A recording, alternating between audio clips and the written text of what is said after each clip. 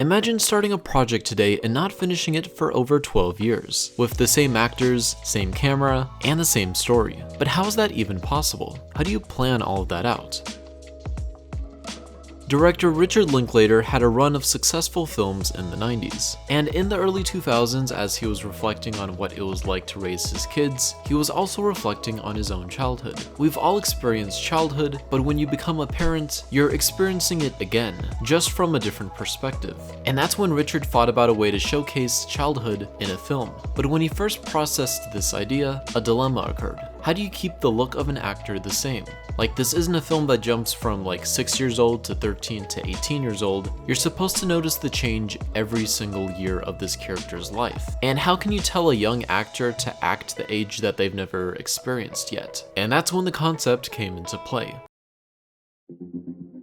Seeing us grow up and how time affects us is interesting, and it was enough of an appeal for the film to be made. In order to get this film right, there was a lot of pre-planning in place, a bit more than you'd be used to on most pre-productions for a film, because the film started with no script, just a general outline with some basic plot points. Richard began reaching out to find the actors and landed on Ethan Hawke from Before Sunrise, who would play the dad. The mom would be played by Patricia Arquette. The girl would be played by Lorelei Linklater, who is also Richard's daughter, and Eller Coltrane would play Mason, the main character. Patricia actually spent some time with Eller and Lorelia, going to classes and doing mom stuff with them, so they would all feel a little bit more comfortable together. Richard also decided to go against the idea of using a digital camera, and instead went with 35mm film, in order to keep the film consistent throughout the 12 years, as he acknowledged that technology was ever evolving, and that would definitely put a strain on the movie's look as the years went on, but not in a stylistic way. I want the film to look like one film, almost to be seamlessly dissolving from one year into the next, people subtly aging. So I had to shoot that on film. I think if I would have done it high def or any of the current technologies, it would be very dated visually.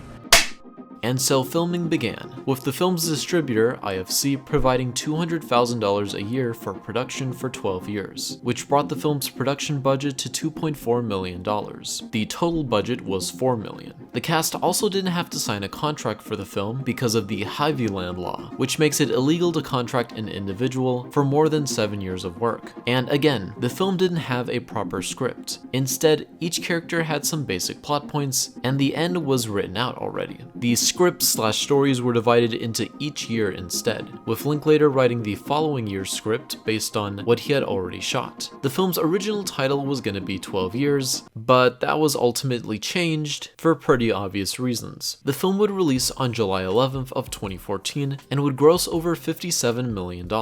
Although it wasn't a box office boom, the film critically was a hit. So one thing I want to circle back to is production, but it actually has nothing to do with production. It's interesting to imagine how everyone's lives in the film were unfolding as this film was being made. Patricia, who again played the mom character, became a real mom throughout those 12 years. And Ethan Hawke's character, who is a dad who's divorced, gets divorced in real life. These kids lived pretty unique lives, even though they weren't being pulled away for too long out of the year to film. I mean, that's a pretty unique routine that they had to get used to. And I'm sure that each production felt like some sort of reunion, watching everyone grow up and get older. In those 12 years, those kids grew up and became adults. And the coolest thing about this movie, as long as you were born before 2014, is that you can follow along where you were as the years were going by. And I mean, I was a year old when this started production, and I was around 13 when the film came out. I can imagine someone hearing about this in 2002 and anticipating its release the entire time. When this film started, the iPod was 1 year old, and when this film came out, the iPhone 6 was just around the corner. And guess what I just found out today? Richard once again is working on a movie that won't be done for like 15 more years, 2040 to be exact, adapted from a 1981 musical called Merrily We Roll Along, which was adapted from a 1934 play. It's being produced by Jason Blum, and it's starring all of these people that I don't know. With this film in mind, I'm curious about what other concepts we could make that would make things more realistic. Let me know in the comments if you have any film ideas.